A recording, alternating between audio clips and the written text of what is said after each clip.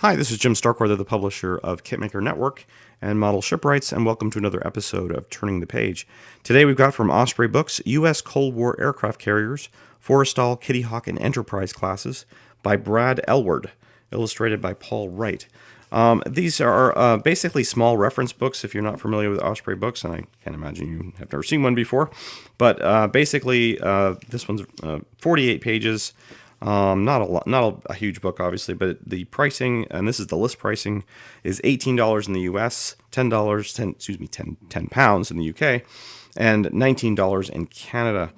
The back here says the title. This title looks at the development and operational histories of all 9 of the vessels in the Forrestal, Kitty Hawk, and Enterprise classes, and with photographs and highly detailed artwork, presents an in-depth analysis of these iconic aircraft carriers.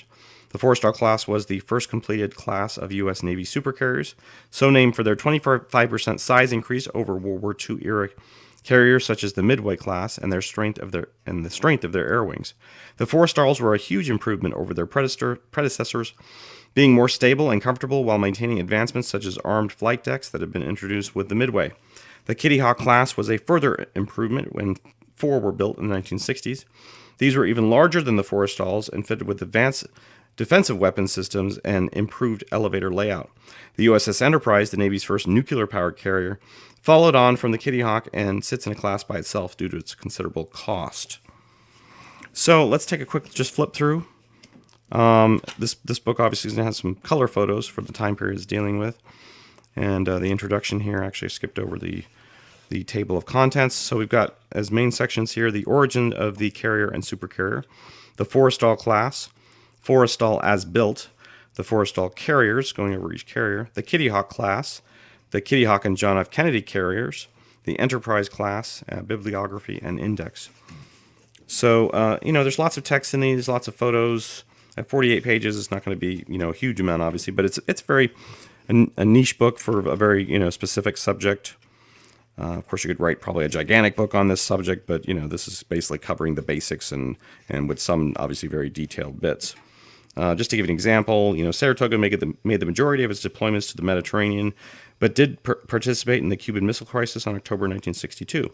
On June 24, 1969, an F-4 Phantom crew from the VF-103 made the first operational hands-off carrier arrested landings using an AN/SPN-42 automatic carrier landing system, ACLS. In 1972, Saratoga made its only Vietnam deployment, operating on Yankee Station from May 18th through January 7th, 1973.